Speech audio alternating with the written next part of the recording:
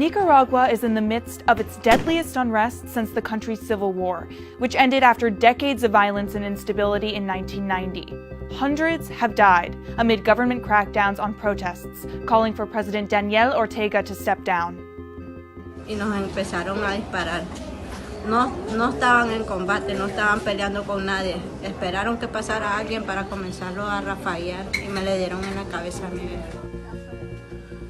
Citizens, activists, and journalists alike are calling attention to the crisis, which they say has been vastly underreported by Western media. One of those people is Danay Vilches, a Nicaraguan journalist who has been covering the unrest in the streets since May. We spoke to her from the capital city of Managua, where much of the violence is taking place. She helped put into context just how bad things have gotten. I'm Alex, this is Now This World, and in light of the crisis in Nicaragua, we're asking, how did the country get here? I've never seen something like this. So I think this is the most important thing that has happened in this country in the last 30 years. The recent conflict started in mid-April 2018, when protesters descended on the Capitol, protesting the government's failure to address forest fires that burned through a protected region in the country. A couple days later, Ortega's government approved a plan that would slash pension payments and overhaul the social security system. New protests erupted over this plan and quickly evolved to reflect long-seated frustrations with the government. That's when pro-government groups started violently cracking down on protesters, leaving at least 25 people dead. Ortega rolled back the reforms just days after announcing them. It was too late, and people were really mad. At that time, they didn't care about the reform anymore. They wanted Ortega to leave. For many, the issue was bigger and more deeply rooted. It was about years of corruption, authoritarianism, and censorship. Ortega is in the midst of his third consecutive term as president and fourth term ever, something that wasn't allowed before 2014, when the National Assembly, comprised mostly of Ortega's party members, scrapped term limits. In fact, the ruling Sandinista National Liberation Front controls all branches of government, the army and police, and through threats of censorship and intimidation, pockets of the media. He even further consolidated power by instating his wife, Rosario Murillo, as vice president in 2016. Over the last 40 years, experts say Ortega's rule has transformed Nicaragua's democracy, and protesters agree. They call him dictator all the time, but now they mostly call him a murderer. That's the word that they use, a murderer.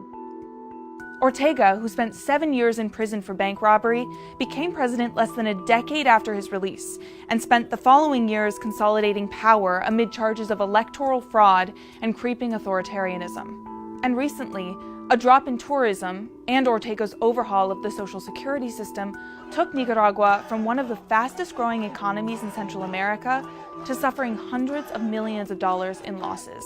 People were ready for change. Over the last 2 months, those calling for Ortega to resign have been met with resistance from pro-government paramilitary forces. And you see the people with the mortars and the rocks trying to run from the bullets, and you see the paramilitaries with AK-47 and Dragunov or war guns, and it's a very unequal fight. Amnesty International recently reported that Ortega's government is colluding with these armed groups and accusing the police of intentionally allowing perpetrators of violence to flee the scene. The order from the government, the report claims, is to, quote, shoot to kill. The government has denied any connection to or responsibility for the killings. Regional human rights group, the Inter-American Commission on Human Rights, has been tracking the violence and reports that more than 200 people have been killed and upwards of 1,000 people injured. They've denounced the government's excessive use of force, illegal detentions, censorship of the press, and, quote, other forms of intimidation, including the deaths of hundreds of demonstrators, as well as several police officers. Esta lucha es una lucha del pueblo, y todo el pueblo tiene que unirse. No podemos ser indiferentes a que estén matando a nuestra gente, a nuestros niños. A journalist was also killed while filming a Facebook Live. I'm not gonna deny we feel fear. I've been running from bullets during this month that I've been here like twice. And yeah, you do feel the fear when you're in the streets that something might happen. So what does the future look like for this country embroiled in crisis? There is reason for hope. Within the country, the Catholic Church has attempted several times to act as a peace broker between the two sides.